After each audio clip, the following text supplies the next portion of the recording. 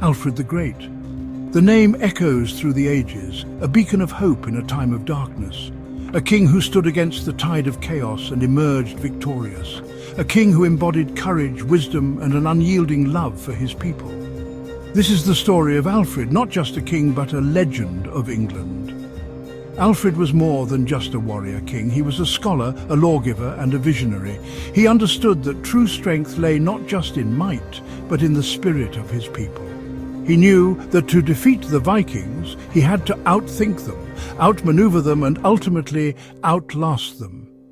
This is the story of how a young prince, faced with overwhelming odds, rose to become Alfred the Great, the saviour of Wessex and the father of England.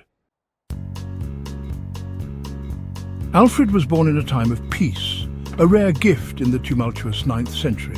The youngest of 5 sons, he was never expected to inherit the throne of Wessex. Yet, fate had other plans. Even as a young boy, Alfred displayed a thirst for knowledge.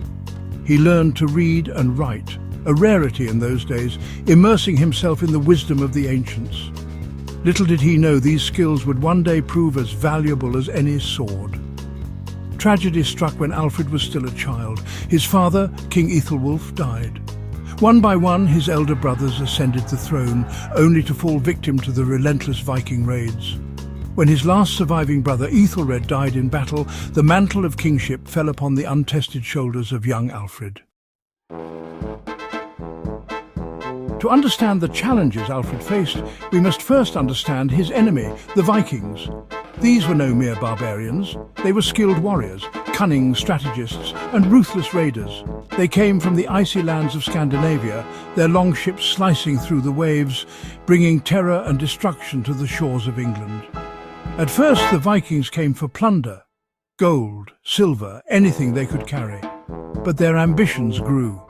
They began to establish settlements, carving out their own kingdoms on English soil. They challenged the very existence of England as they knew it. The Anglo-Saxon kingdoms, once divided, now faced a common enemy, but it was Alfred, the young king of Wessex, who would prove to be their greatest champion. The year is 871 AD. Alfred, newly crowned, faces his first test. A vast Viking army led by the fearsome Ivar the Boneless descends upon Wessex. Battle after battle follows a relentless storm of steel and fury. Despite early victories, the Saxons are outnumbered. Their forces are depleted, their morale shattered. Alfred, facing certain defeat, is forced to make a desperate decision. He must retreat, melt into the countryside, and live to fight another day.